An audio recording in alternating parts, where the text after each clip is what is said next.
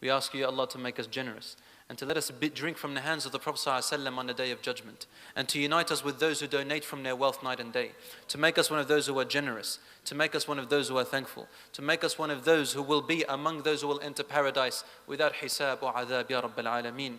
You said, Ya Rabb, that the greatest occupants of heaven are the poor people. So, O Allah, give us that characteristic that they have, no matter if we are wealthy or poor, Ya Rabbil Alameen. I have 3 friends in Melbourne at the moment. They are three of them, wallahi, are extremely strong and young people. One of them is 23, the other is 32, and the other one is 31 years old. They have everything in the world, alhamdulillah. Their youth, their health, their wealth. Allah subhanahu wa ta'ala afflicted them with a harm. 3 of them were stricken with cancer. One of them leukemia, the 23-year-old. The second one, a rare type of leukemia. And the third one was also leukemia. The first one who got leukemia, when he was 18 years old, he found out that he had leukemia when he was 18. He wasn't religious at that time, and he told me this. He said he went home and started to cry and wail and say, what have I done? Why did I deserve this? Why? He began to have doubt about his own faith. He said a few months later, I went back to the doctor, and it was all gone. It was all gone. But he was almost about to do kufr. And he was gone. So after that, he actually became thankful to Allah. He started worshipping and became more religious. He even grew his beard. And he became one of those who became very knowledgeable in the religion, alhamdulillah, and made da'wah to his family. I think over 20 members of his friends also became better Muslims, and one girl over the internet, he gave her da'wah and she became a Muslim as well. At the age of 22, he felt ill again,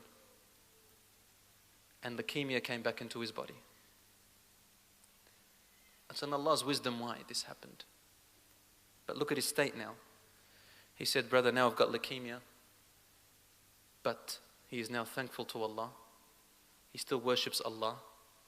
He asked me, should I shave my beard? I said, be patient, brother. Just keep it, even if it's one last hair. He kept it. And he went through a great struggle, my dear brothers and sisters, for 8 months under chemotherapy. It's unimaginable what kind of pain they go through, ya ikhwan. Yeah, and he takes out all their white cells that protect them from all the bacteria and viruses, that if he got a cold, a flu, he'll die from it if he doesn't go to the hospital within about 5 or 6 hours. He went through that. One time, one of his hoses that go into his heart, he has to keep it 24/7. It became loose and blood started to pour. He fainted and he was taken to emergency hospital, an emergency, and he thought he was going to die. Then he woke up and they said, if you were here half an hour late, you would have been dead. And on and on. Then alhamdulillah, they found a donor for him. And he did a transplant of the other person's blood marrow. Alhamdulillah, it worked out. But still till now, he is 1 day at home, 5 days in hospital. Because it takes time for it for his body to accept it. The other day he attracted an infection. He had to be in hospital for 5 days and 5 nights. It was very bad. We thought he was going to go, that's it. I went to visit him, brothers and sisters, wallahi, the state I saw him in. He couldn't speak because of the side effects. Inside of his mouth, he was full of, wallahi, I'm not exaggerating, probably 50 ulcers and pimples inside of his mouth and on his tongue and at the back. Couldn't eat, he couldn't drink from it. They had to put it through his nose and through his blood. And he's still going through it. He needs about a year to see whether his body accepts it or rejects it. Yet wallahi, I have never seen a person like him in that situation who was closer to Allah than he ever was. The second person, 32 years old, also attracted this rare type of leukemia. I went and visited him the other day. He has probably about, maybe if you count them, 300 hairs left on his beard from the chemotherapy. He was also admitted into the cancer institute or the cancer hospital because he had attracted a tiny virus which caused inflammation in his liver, and if he hadn't been there, 5 hours later he would have been dead. He is receiving a treatment worth $300,000. He said to me, I visited him, he said, it was a Friday evening, and I had a little speech at the Preston Masjid, my usual Friday talks. I said, what would you like me to say to the people? He said, brother, he could barely talk, of course. He said, brother, tell the people to thank Allah for the blessings that they have, their health. And what he was trying to say was also in this country, and I have to say it, that Allah subhanahu wa ta'ala has allowed us to be here in Australia, besides all the other negativities, at least this. He said, if I was back, he's a Turkish brother, he said, if I was back in Turkey, brother, I couldn't afford this treatment. It's a $300,000 treatment, the government's paying for it. I would have been dead by now. I said to him, it's the same in Lebanon. You could be in a critical condition. If you can't pay, they'll leave you outside until you die. He said, it is Allah who put them here. It's not the Australian government, it's Allah. So tell them to thank Allah for what they have and stop whining. The third brother, he was a revert to Islam.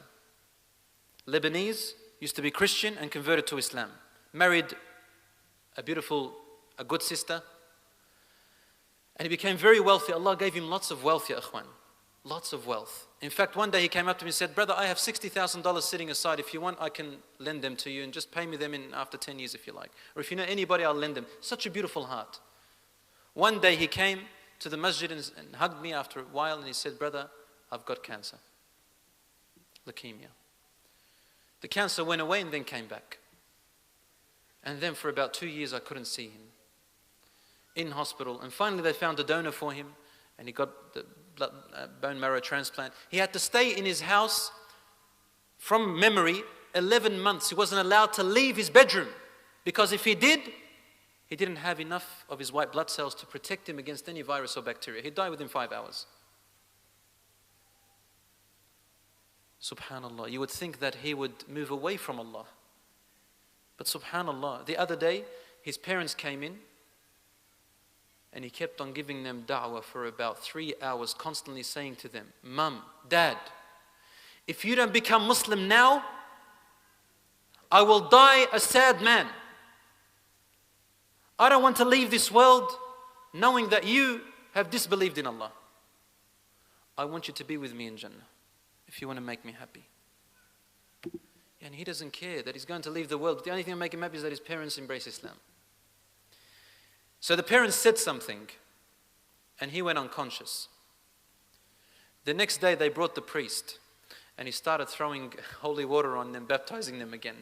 He said, in case because you see they did kufr, in other words. In case they made kufr, they went into Islam. So he started baptizing them, make sure that everybody's still a Christian.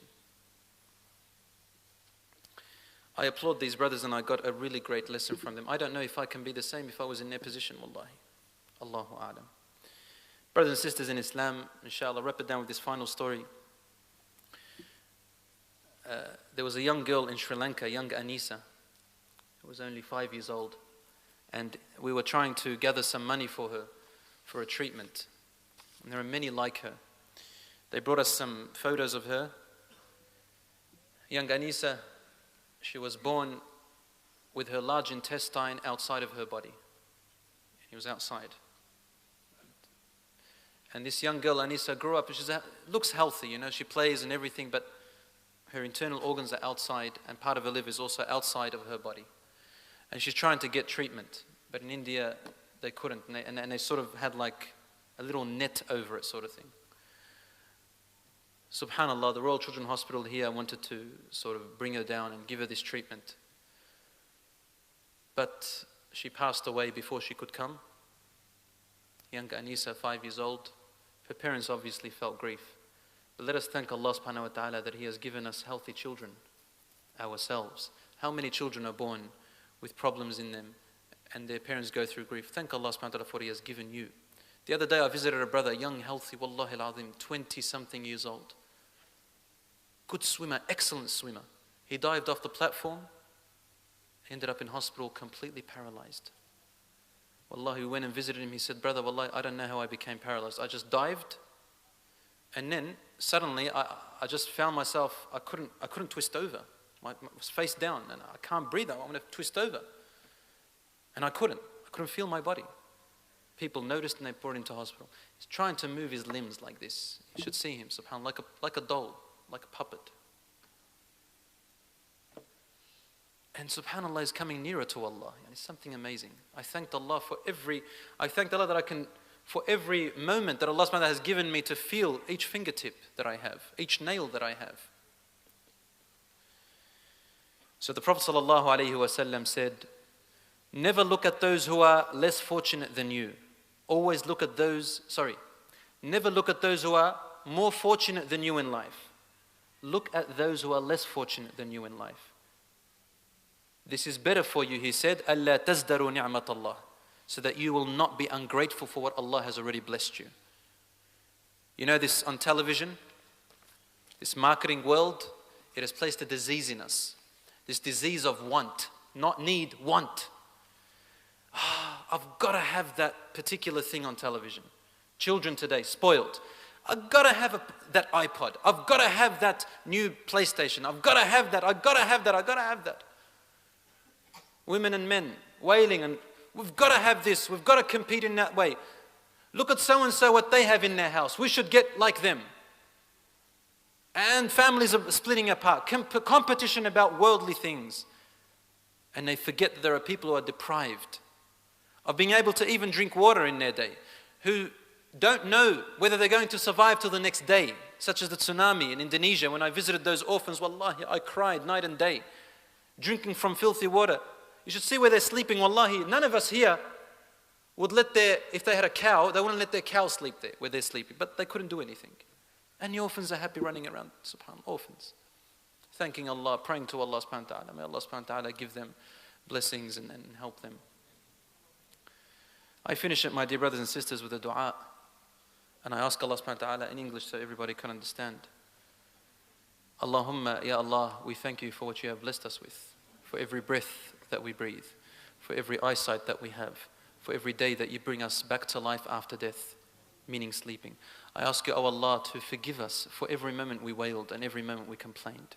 I ask you, Ya Allah, for every person tonight who is sick or ill, and for any person who is in debt, for any person who is in hardship, to relieve them from their hardship, from their debt, from their illness and their sickness. I ask you, Ya Allah, subhanahu, whoever is in prison now, who is being oppressed, to relieve them from what they are in, and to save them, to make them better people. I ask you, Ya Allah, to unite our hearts, and to make us satisfied for what we have. Allahumma rizqna al-qana'a. Oh Allah, give us satisfaction. Allahumma habibna ila ta'atik. Oh Allah, make us love your worship. We ask you, Ya Allah, to make us never feel ungratitude towards your blessing. We ask you, Allah, to increase our blessings and to not make us hoardful, to not make us heedless of your ni'mah, and to not make us arrogant when you bring something to us. We ask you, Ya Allah, to not make us those who despair and quavel over things that have passed us, and not to be proud of the things that we have received. We ask you, Ya Allah, to make us generous, and to let us drink from the hands of the Prophet ﷺ on the day of judgment, and to unite us with those who donate from their wealth night and day, to make us one of those who are generous, to make us one of those who are thankful, to make us one of those who will be among those who will enter paradise without hisab or adhab, Ya Rabb al-Alameen. You said, Ya Rabb, that the greatest occupants of heaven are the poor people. So, O Allah, give us that characteristic that they have, no matter if we are wealthy or poor, Ya Rabb al-Alameen. أقول قولي هذا وأستغفر الله لي ولكم فاستغفروه هذا وصلى الله وسلم على نبينا محمد وعلى آله وصحبه أجمعين والسلام عليكم ورحمة الله وبركاته.